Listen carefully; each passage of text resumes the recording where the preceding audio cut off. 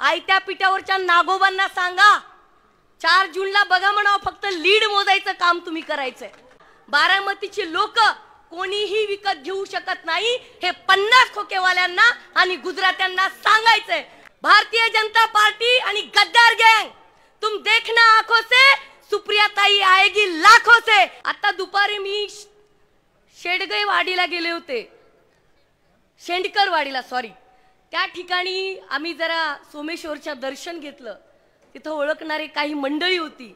मी सांगते ते सांगणं गरजेचं आहे।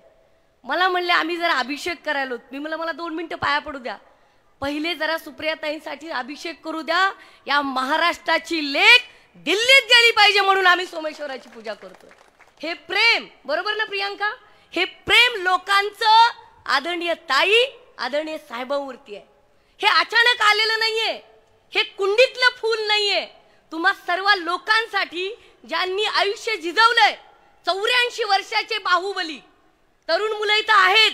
अमरेंद्र महेंद्र बाहुबली नाही, खरा एकच बाहुबली आहे, ते म्हणजे शरदचंद्रजी पवार साहेब। आणि त्यांच्यासाठी सुप्रियाताईंसाठी ऐतिहासिक सभा होते।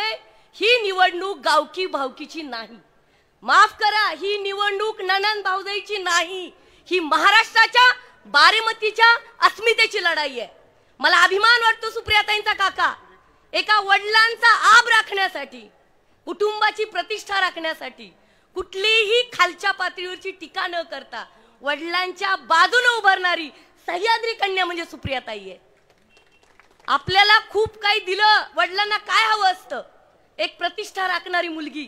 मी आदरणीय पवार साहेबांचे आभार व्यक्त करेन की तुम्ही आम्हाला सुप्रियाताईंसारखी नेता दिली, जे वडिलांचाही आब राखते, सासरचाही आब राखते, माहेरचाही आब राखते। स्त्रिया इथं बसलेले, आपल्याला आयुष्यभर दोन्ही घरांसाठी झुरावं आणि झटावं लागतं। ही झुरणारी कन्या आहेत, झटणारी कन्या आहेत, त्याचबरोबर कुटुंबाचा आब राखणारी कन्या आहे।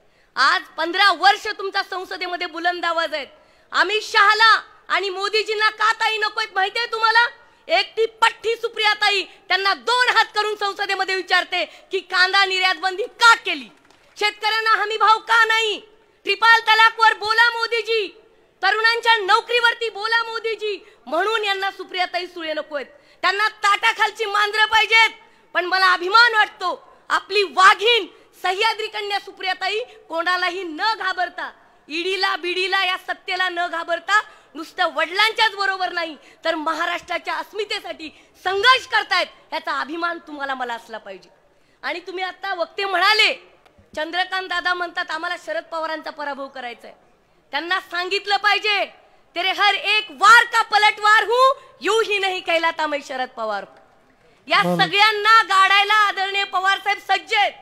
आणि मला अभिमान वाटतो कोल्हापूरमध्ये सकाळची सभा, दुपारी तासगावला सभा आणि आता पवार साहेब इथे आहेत। महाराष्ट्राचा हा प्राण आहे।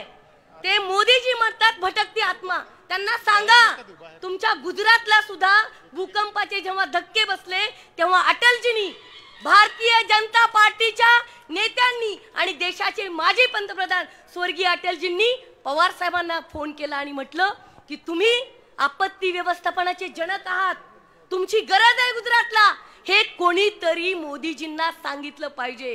हो, पवार साहेब अस्वस्थ होतात कारण किल्लारीला भूकंप झाल्यावर दुसऱ्या तासाला पोहोचणारा नेता पवार साहेब आहे। लोकांचे दुःख बघून तुमच्याकडे दुष्काळ पडला त्यांना अस्वस्थता वाटते। हे आत्ताचे नेते काय आहेत? बांधावर जा, हाय बाय, तिकडेच जाय, मागं नको पाय।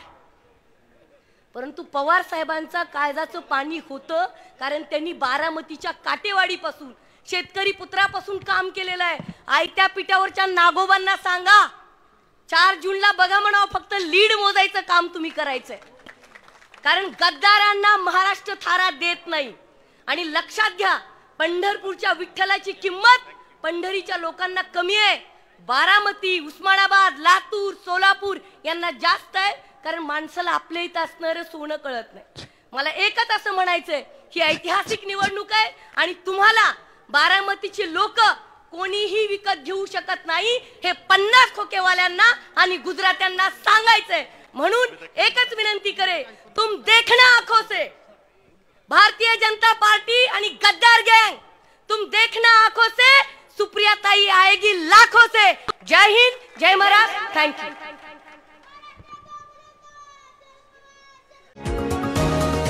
तुम्ही पाहत आहात विस्टा न्यूज मराठी।